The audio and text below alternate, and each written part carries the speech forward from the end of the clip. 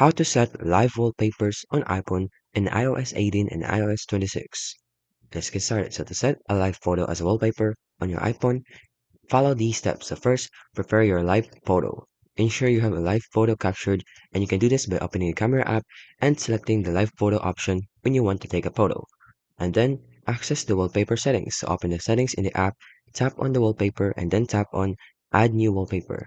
Then choose the live wallpaper or the live photo. Then tap on Live Photo and then select the live photo you want to use. You can now customize and set it. So you can customize it, which is the live photo, adjust the room or the zoom or the position, and then tap Add. You can now set it as a wallpaper pair or customize the home screen. So you can choose to set the live photo as your wallpaper for both the lock screen and the home screen, and you can customize the home screen separately. So these are some important notes to take. So live wallpapers only work on the lock screen and not the home screen, and the iOS 18 and later versions might have a subtle changes to how live photos are handled or how they appear on the lock screen. And that's how you set live wallpapers on iPhone.